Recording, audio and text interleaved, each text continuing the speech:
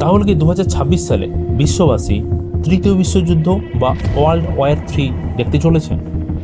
আরও কি একটি বড় যুদ্ধের দিকে এগোচ্ছে এই বিশ্ব? এখন ইরান বনাম ইসরায়েল সংঘাত এখন কিন্তু ইরান বনাম ইসরায়েল ও ইউএসএ হয়ে গেছে।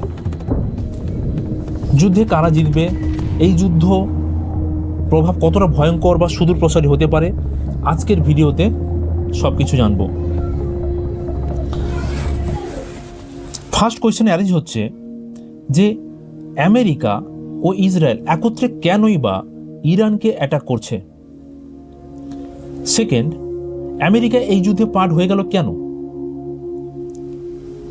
তাহলে যুদ্ধ চলছে, ক্ষতি হচ্ছে হিউম্যান রিসোর্সেস, ইনফ্রাস্ট্রাকচারস, ওয়েলথ, তাহলে যে বড় বড় ইউনাইটেড নেশনস অর্গানাইজেশনগুলো রয়েছে, ইন্টারন্যাশনাল অর্গানাইজেশনগুলো রয়েছে, তারাই তাহলে কি করছে? কিভাবে এই যুদ্ধটা একটা গ্লোবাল ক্রাইসিসকে বিল্ড আপ করছে? কিভাবে স্ট্রেট অফ হরমুজ একটি এই যুদ্ধের পার্ট হয়ে গেছে এবং কিভাবে এটা পুরো জিওপলিটিক্সকে ম্যাটার করছে? ফ্রেন্ডস, এটা জানতে হলে আমাদের 1941 টু 1979 এর মধ্যেকার ইরান ও ইসরায়েলের মধ্যে যে রিলেশন ছিল অলমোস্ট 30 ইয়ার্স, এটা আমাদের জানতে হবে। ধরে নেওয়া হয় সেই সময় ইরানে হোয়াইট রেভলিউশন চলছিল। অ্যাকচুয়ালি কেন? অ্যানালিস্টরা বলছে মোহাম্মদ রেজা পাহলভির রাজত্ব চলছিল ইরানে সেই সময় অনেক ল্যান্ড রিফর্মস আসে, সেই সময় মহিলাদের সোসাইটাল ডেভেলপমেন্ট অনেক করা হয়, মহিলাদের ভোট দিতে দেওয়া হয়, তাদের অফিস সমস্ত জায়গাতে তাদের ইকুয়ালিটি, জেন্ডার ইকুয়ালিটি মেনটেন্যান্স করা হয়, তাদের লিগ্যাল ম্যারেজ যে এজ সেটা বাড়ানো হয়, তাদের ডিভোর্সের রাইটস দেওয়া হয়, এগুলো হতে থাকে। এবং ফলস্বরূপ কি হয় না, ইকোনমিক্যাল গ্রোথ অলসো ইনক্রিজ হতে থাকে এবং ইরান বিকামিং এ ফাস্ট গ্রোয়িং ইকোনমি কান্ট্রি হিসাবে নিজেকে রিপ্রেজেন্ট করতে থাকে। তাহলে কি প্রবলেমস হলো যে মোহাম্মদ রেজাকে সরিয়ে দেওয়া হলো পলিটিক্স থেকে, সুপ্রিমো লিডার থেকে? এখানেই রিজনটা আমাদের ক্লিয়ারলি বুঝতে হবে। অ্যানালিস্টরা বলছে মোহাম্মদ রেজার সময় করাপশনস প্রচুর পরিমাণে বেড়ে গেছিল। রিচ ভার্সাস পুয়ারের অর্থাৎ ইকোনমিক্যাল যে ইনইকুয়ালিটি সেটাও বাড়ছিল। জিরো পলিটিক্যাল ফ্রিডম চলছিল, অর্থাৎ রাজনৈতিক স্বাধীনতা বলতে প্রায় তলানিতে গিয়ে ঠেকেছিল।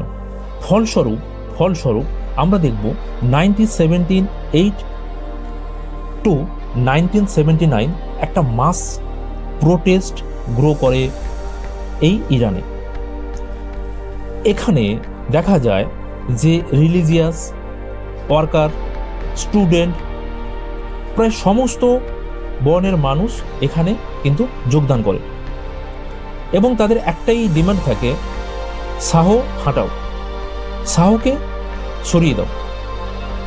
এই বিপ্লবটা ইরানিয়ান বিপ্লব হিসেবে পরিচিত রয়েছে এবং এখানেই কিন্তু আমরা ইন্ট্রোডাকশন দেখব যে Ruhullah Khamenei first supreme leader of Iran হিসাবে তিনি উন্মোচিত হন এবং ঠিক এই সময়টাতে 1979 শাহ কিন্তু দেশ ছেড়ে পালিয়ে যায়। চলছিল ডেভেলপমেন্ট, গ্রোথ, কিন্তু এইখানে একটা ঠান্ডা লড়াই বা ছায়াযুদ্ধ চলছিল ভেতরে। ইরানিয়ানরা সবসময় কিন্তু ইউএসএকে মনে করত যে ডেথ টু আমেরিকা, এবং ইসরায়েল কিন্তু কখনোই ইরানিয়ানদের আইডিওলজিক্যালি মেনে নিতে পারতো না এবং তারা যে একটা ইন্ডিপেন্ডেন্ট নেশনস এটা কিন্তু তারা কোনোভাবেই মানত না। এখানেই তৈরি হচ্ছে সবচেয়ে বড় কনফ্লিক্ট, এখানেই তৈরি হচ্ছে সবচেয়ে বড় প্রবলেম। এভাবেই তাদের মধ্যে কিন্তু একটা প্রবলেম গ্রো করতে স্টার্ট করে। ইসরায়েল মনে করে যে মিডল ইস্টে যে থ্রেটগুলো আসছে, মিডল ইস্টে যে থ্রেটগুলো হচ্ছে, তার পেছনে পূর্ণ মদতদাতা রয়েছে কিন্তু ইরান। তার পেছনে পূর্ণ মদত রয়েছে এবং পূর্ণ সাপোর্টও রয়েছে। কিভাবে? মনে করা হয় ইরান অ্যান্টি ইসরায়েলি যে গ্রুপগুলো রয়েছে, লাইক হামাস যেটা গাজা রয়েছে, হিজবুল্লাহ লেবানন বা হাউদিস ইয়েমেন, এদেরকে পেছন থেকে ব্যাকবোন সাপোর্ট হিসাবে কাজ করছে ইরান। অর্থাৎ তাদেরকে হারাতে হলে ফার্স্ট ইরানের পলিটিক্যাল সিস্টেমকে, ইরানের ইকোনমিক্যাল সিস্টেমকে ব্রেকডাউন করতে হবে।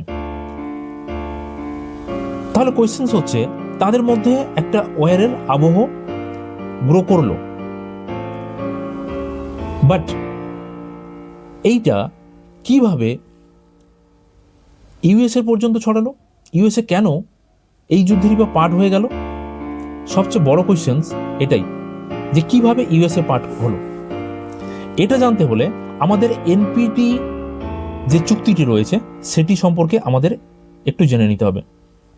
এনপিটি অ্যাকচুয়ালি নন প্রলিফারেশন ট্রিটি, যেটা 1968-এ ইস্যু করা হয়, এবং আমরা দেখব যে এই ট্রিটির মাধ্যমে নন প্রলিফারেশন বা ডিজারমেন্ট অ্যান্ড পিসফুল ইউজ, অর্থাৎ এই ট্রিটির যে সামারাইজড করলে যেটা আছে, যে কোনো ধরনের রেডিও অ্যাক্টিভ এলিমেন্ট বা নিউক্লিয়ার ওয়েপন্স কোনো কান্ট্রি কিন্তু রিজার্ভ করতে পারবে না, বাট তারা পিসফুল ইউজ অর্থাৎ ডোমেস্টিক পারপাস, হিউম্যান ডেভেলপমেন্ট বা ইলেকট্রিসিটি পারপাসে ইউজ করতে পারবে।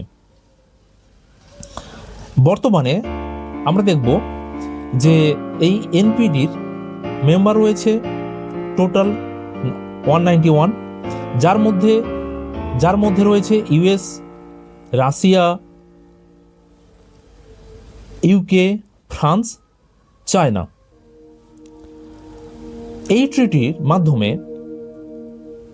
কিন্তু কেউ ওই নিউক্লিয়ার ওয়েপন্সগুলোকে রিজার্ভ করতে পারবে না, বাট দেখা যায় এরকমই অ্যানালিস্টরা বলছে যে ভেতরে ইরানে নাকি নিউক্লিয়ার ওয়েপন্স চলছে, নিউক্লিয়ার ওয়েপন্স বানানো হচ্ছে, সেগুলো টেস্ট করা হচ্ছে, এবং নাকি কখনো এটা অ্যাটাকও করা যেতে পারে ইসরায়েলের ওপর বা মানবজাতির ওপর।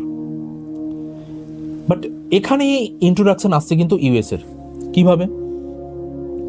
ইউএসএ মনে করে ইউএসের ফরেন পলিটিক্স কিন্তু খুবই ক্লিয়ার। তারা চায় না যে কেউ নিউক্লিয়ার ওয়েপন্স রাখুক এবং নিজেদের শক্তি জাহির করুক।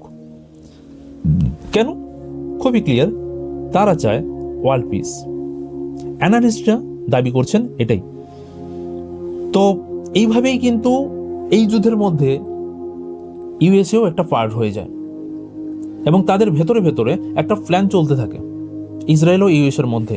ঠিক তারা মনে করে এ সময়টাই হচ্ছে সবচেয়ে best time to hit Iran. কেন? কারণ তারা মনে করে যে ইরানিয়ান লিডারদের যদি আমরা উইক করে দিতে পারি তাহলে গালফ অফ রিজিয়ন থেকে কোনো থ্রেট আসবে না। আর কেন এই সময়টা সবচেয়ে বেটার? সেটা হচ্ছে কেন বলুন তো, যে ইকোনমিক তাদের মধ্যে একটা ক্রাইসিস নাকি ইরানিয়ানদের মধ্যে চলছে, সেখানে নাকি ম্যাসিভ প্রোটেস্ট চলছে, কারেন্সি ক্র্যাশ করছে অর্থাৎ টাকা ডিভ্যালুয়েশন হচ্ছে, সেখানে নাকি পলিটিক্যাল একটা ইনস্টেবিলিটি চলছে। ওভারঅল ইরান নাকি একটা ক্রাইসিসের মধ্যে রয়েছে, এরকমই অ্যানালিস্টদের কাছ থেকে জানা যাচ্ছে বা শোনা যাচ্ছে। এই সময়ই তারা মনে করে যে একদমই উপযুক্ত সময় অ্যাটাক করার জন্য, জাস্ট এটাই হচ্ছে বেস্ট টাইম। তো তারা কি করে? ফার্স্ট মিসাইল অ্যাটাক করে দেয়। মিসাইল অ্যাটাক করে ইরানের উপরে। আয়াতুল্লাহ আলী খামেনি এবং তাদের অফিসিয়ালস যখন একটি গুরুত্বপূর্ণ মিটিংয়ের মধ্যে ছিল, তো সেখানেই মিসাইল অ্যাটাক করে ফার্স্ট, এবং মিসাইল অ্যাটাকে আয়াতুল্লাহ খামেনির ডেথ এনশিওর করে। এবং এখানেই ইরান পাল্টা তাদের নিজস্ব কিছু স্ট্র্যাটেজি নেয়, এবং এই যুদ্ধ অ্যাকচুয়ালি এখনও কন্টিনিউ চলছে।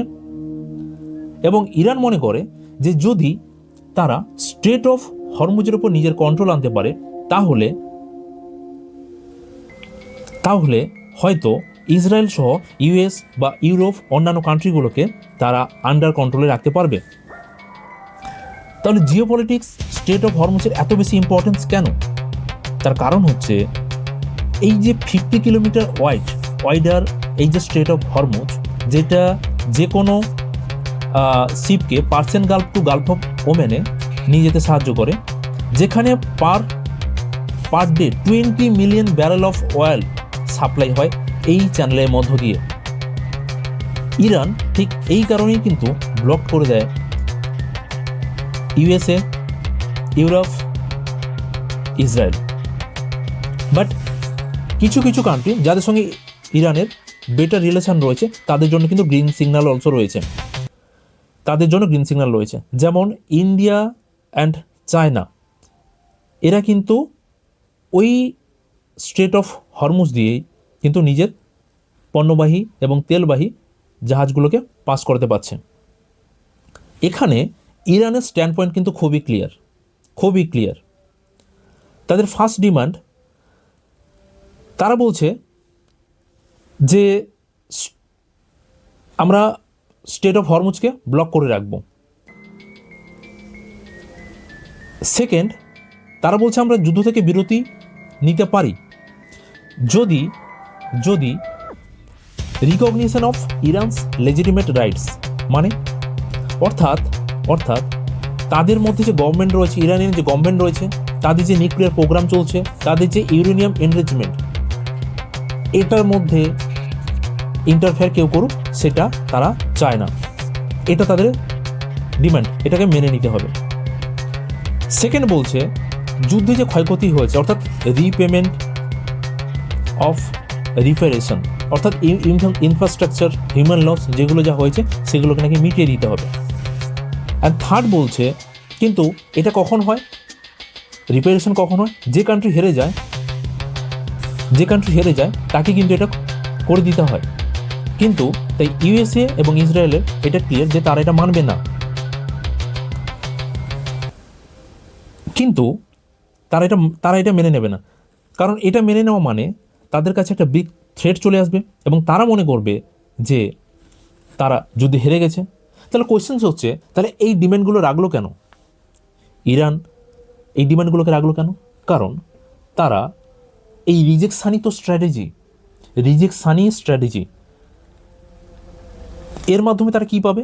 তারা ডোমেস্টিক সাপোর্ট গেইনস করবে এবং গ্লোবাল সাপোর্ট অলসো গেইনস করবে, এবং তারা এটাই বিশ্বকে বলবে we wanted peace but they refuse. Hello friends, এইভাবেই যুদ্ধ কন্টিনিউ চলছে। আমরা জানি না যুদ্ধ কতদিন কন্টিনিউ হবে। এটি মানবজাতির পক্ষে অত্যন্ত ক্ষতিকারক এবং মানব সম্পদের পক্ষেও।